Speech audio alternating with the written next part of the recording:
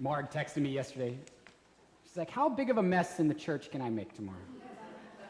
I was like, as big of a mess as you want. So there's one of my favorite songs, and one of my favorite little singer-songwriters, she is amazing, is Mary Chapin Carpenter.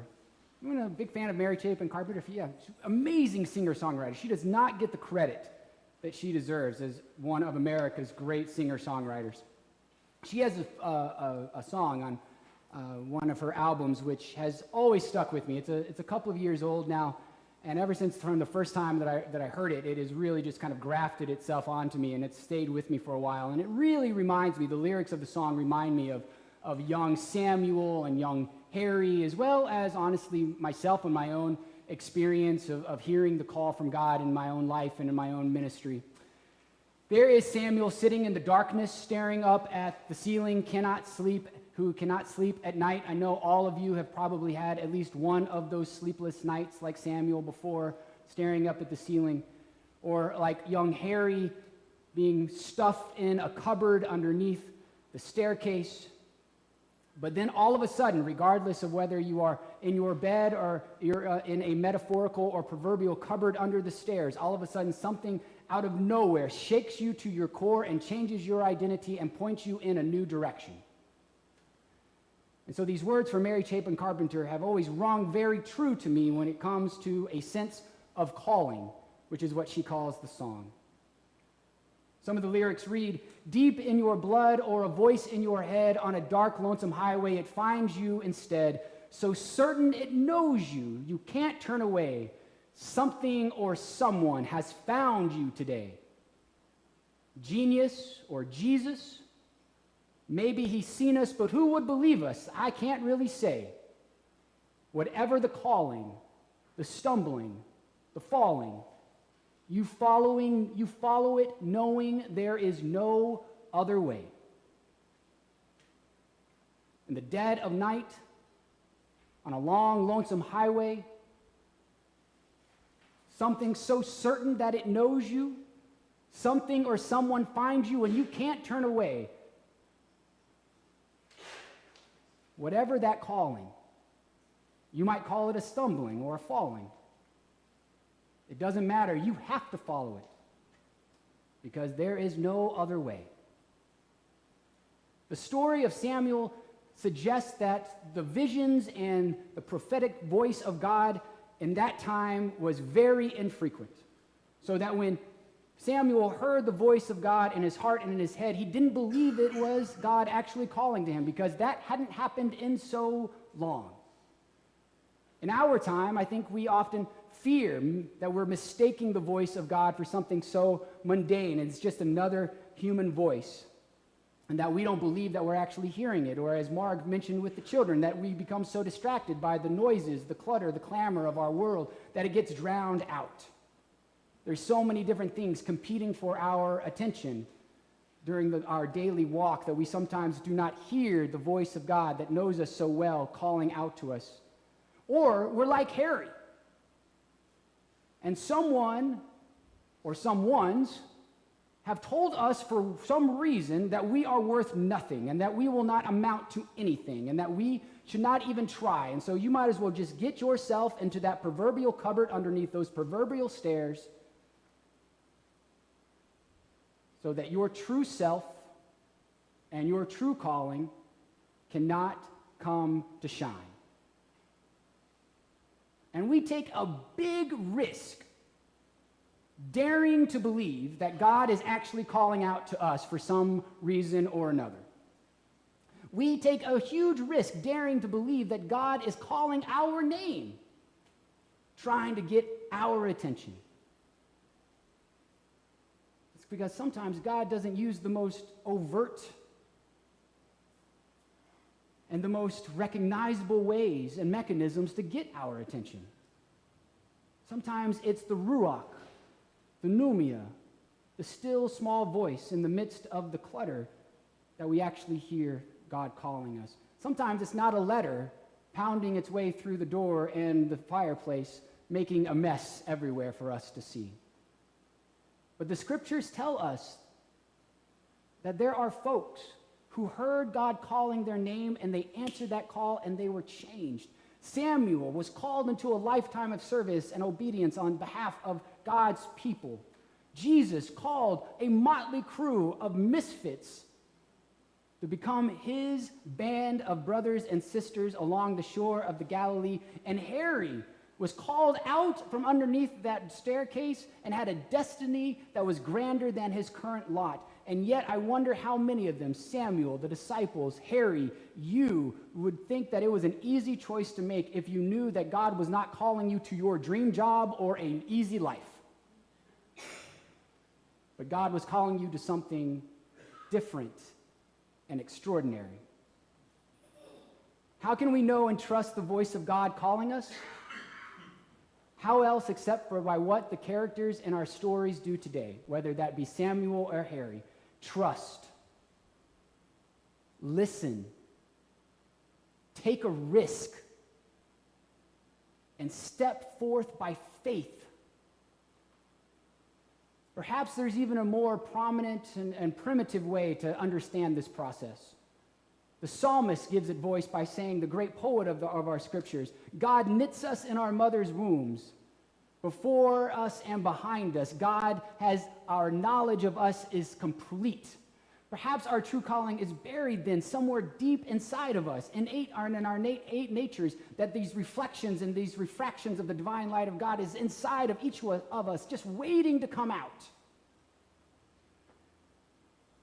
Maybe the theological understanding of calling is daunting, and that sometimes scares us. So maybe there's a less bewildering way to understand what I'm getting at this morning.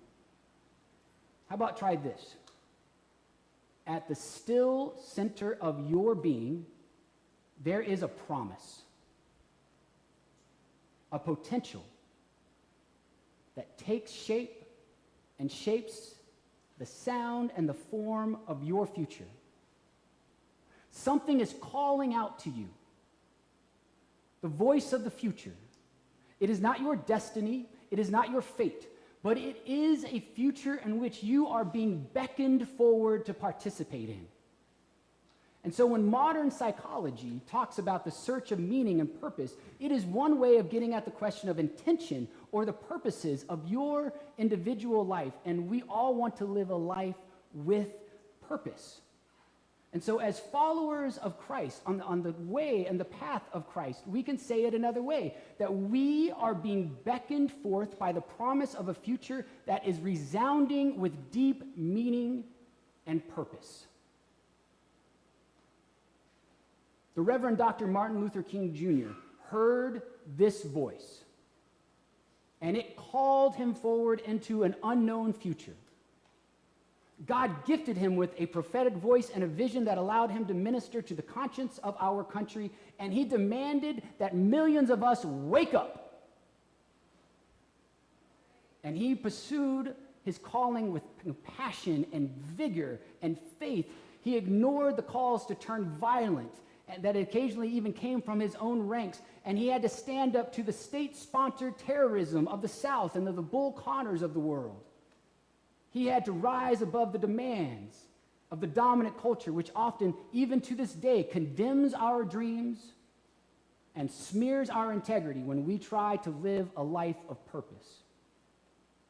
He even found himself suspending the cries of his own family so that he could hear the still calling God pulling him forward into the future. And in his sermon, our God is able, King tells the story of a conversation with God in which he hears the inner voice of the divine calling him into some purpose and meaning bigger and deeper than himself. He says in that sermon that on a particularly strenuous day, at a very late hour, while he was still in bed, the phone rang, and an angry voice on the line said to him, "Listen, inward, we've taken all we're going to take from you. And before next week, you'll be sorry you ever came to Montgomery." And then he hung up the phone. But Dr. King could not go back to sleep. He began to pace the floor. He went into the kitchen. He heated a pot of coffee, and he sat down at the table. And in his sermon, Dr. King says, "In a state of exhaustion and with my courage gone, I determined to take my problem to God. My head was in my hands. I bowed over the kitchen table and I prayed aloud. The words I spoke that night to God are vivid in my memory, he says. I am here, God. I am trying to take a stand for what you believe is right, oh God, but I am afraid. And the people are looking to me for leadership. And if I falter, if my courage is withdrawn from me, they too will have nothing left. But I have come, oh God, to a point where I cannot face this alone. At that moment, Dr. King heard the small voice of the Ruach, the Pneumia, the Paraclete, the Advocate, coming forth to him, saying, Martin, stand up. I will be at your side forever. And at that moment, Dr. King's fears began to dwindle just a little bit. The uncertainty of the unstill ground, unformed ground underneath him became a little bit more solid, and he writes that God gave him an inner calm to go forward, even when 3 nights later his house was bombed. He did not fear. His experience of God's inner voice reaches the innermost part of his being, and he was given strength to trust that God was with him. Martin Luther King Jr. trusted God's call in the innermost parts of his being. In the ancient words, we hear King's response, "Speak, Lord, for your servant is listening." How can we listen for God in the midst of our noise of our lives? What might we hear in the midst of our distractions, of our demanding and often confusing world, if we would allow ourselves to hear God's voice in our life?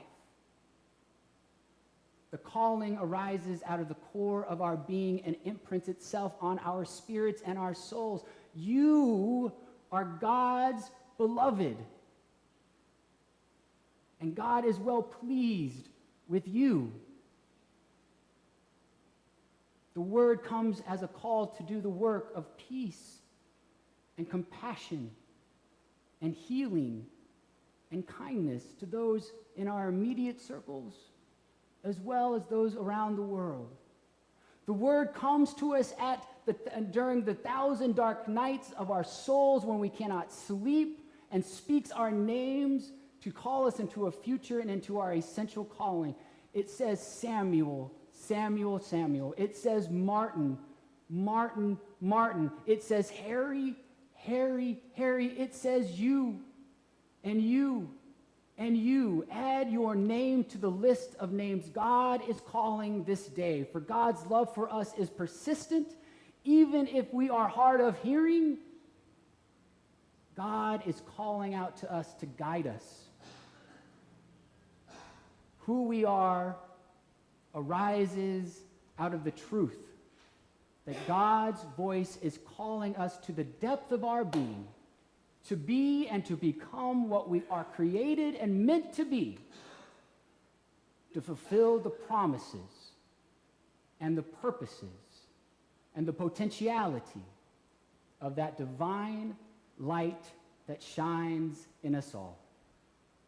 The light that is the immanent spirit and spark of God that is within you and that God is calling and beckoning forth. Will you hear it this day? Will you answer it? Will you say that this is the day that no matter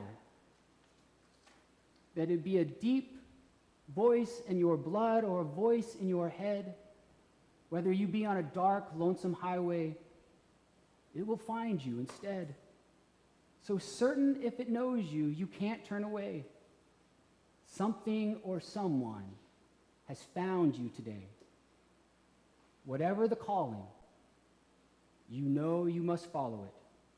Because, sisters and brothers, there's no other way. And that is the good news this day. Amen and amen. my good friend Andrew King has written a beautiful poem that I would like to use as a way to beckon you forth to share in this communal meal. He calls it The Call.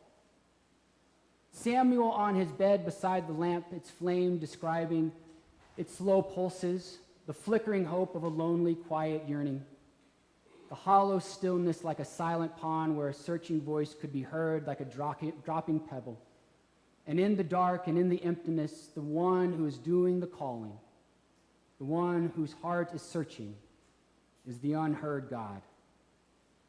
You and me on our beds, our couches, you and me by our lamps, you and me under spreading trees or peering at the sky through windows, you and me at our office desks, fingering the plastic keyboards, you and me in our living rooms, sitting at our kitchen tables, you and me, so yearning for hope, so longing for meaning, truth, and joy.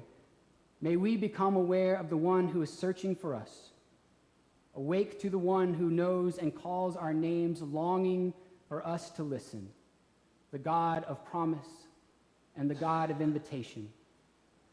We are